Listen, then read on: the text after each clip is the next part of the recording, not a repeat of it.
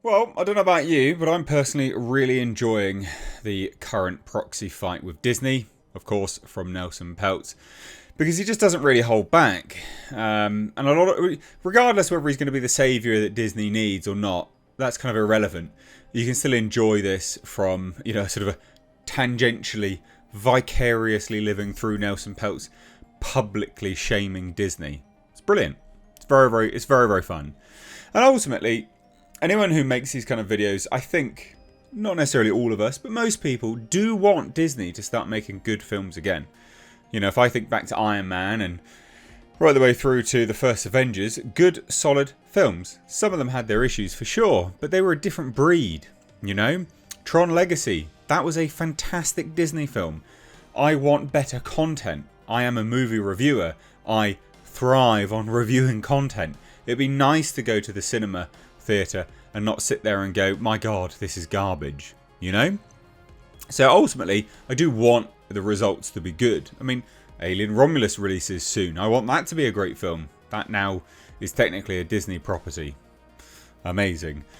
So anyway, we've got an update on the Nelson Peltz proxy fight, and he's come out and just criticised Disney's woke films, basically, which is, I mean, yeah, difficult to argue with it. It is difficult to argue with it. So here's the quote. Nelson Peltz criticises Disney's woke film strategy with Black Panther and Marvels. So what does he say? And this is the important stuff. What does he say? As Disney board proxy fight nears its deciding day, because that's true, it's like the 3rd of April if I remember rightly. That's when it all comes to fruition, ladies and gents. We shall see what happens.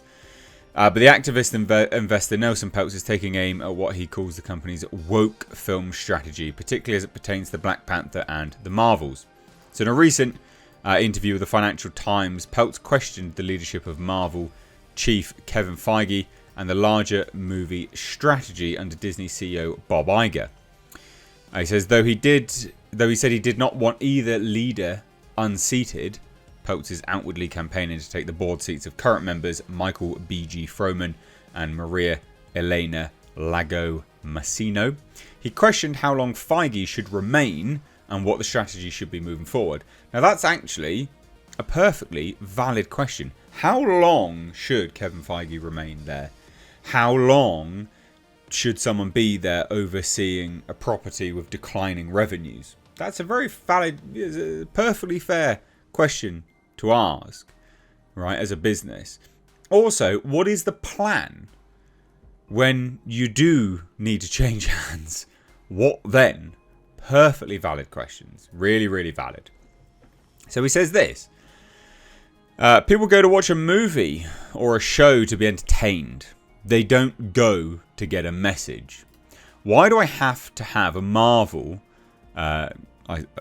I assume he means movie. Why do I have to have a Marvel that's all women? Not that I have anything against women, but why do I have to do that? Why can't I have Marvels that are both? Why do I need an all-black cast? He later said in the interview. Again, perfectly valid questions. Like, these are actually perfectly valid. Some people will just shrug this off as racist and sexist and stuff, but that's a really, it's a dumb, really, really dumb response. Really valid questions, and it shows you don't have a counter answer. Normally the answers, the sort of statements from these people are always like, well, because why wouldn't you? Yeah, but why should you as well? Right? Why should you have that? These comments recall similar anecdotes about Marvel Entertainment Chairman and CEO Ike Perlmutter, who's a friend of Peltz and a supporter of his proxy fight. This is what he said before anyway. So in Iger's 2019 memoir, The Ride of a Lifetime, Iger said that he had received pushback on his idea of diversifying the slate of Marvel movies and stopping exclusively featuring characters who are white men. When presenting the idea, Iger wrote that one of the leaders of the Marvel team in New York, run by Perlmutter, told him female superheroes never drive big box office, but Iger decided to move forward. Yeah, well, the Marvels does... I mean, that adds some weight behind that statement, doesn't it? Jesus, that's lost over $200 million for Marvel. So, yeah, they don't drive massive box office. They don't. Again, as evidenced by Harley Quinn and the Birds of Prey, they don't drive massive box office. They literally just don't. I called Ike and told him to tell his team to stop putting up roadblocks and ordered that we put both Black Panther and Captain Marvel into production. Disney continues to stand by this decision in a letter to shareholders Monday titled, "Oh Nelson." It's just rude, to be honest, but whatever. The company specifically referenced the Marvel quotes as well as his statements in the article. What sense is being a billionaire if you're not a bully? What? Imagine the damage Peltz would do to Disney's boardroom with these perspectives.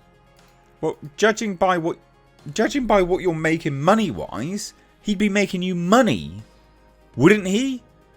The Marvels lost money. It lost over $200 million. How much money, pray tell, did Indiana Jones and the Dial of Destiny lose? We don't know. They're ashamed to tell us. We have figures. Somewhere again in the $200 to $300 million range. You can't keep doing this and then go, he's not going to do anything good when the evidence indicates he's right. These people are insane. In addition to defending Feige, who Disney writes has an unparalleled track record at Marvel, which has generated about $30 billion in global box office revenue. That's not all profit, by the way. The entertainment conglomerate reiterated its view that Peltz does not understand the business, would not create shareholder value, and brings no additive skills to the board. Well, this is all bollocks, though, isn't it? Peltz, including his silent partner Ike Perlmutter, would harm Disney and jeopardize our strategic transformation. What transformation? What, into a shitter company? Oh no, can't jeopardize that. Both sides have been campaigning, receiving shows of support.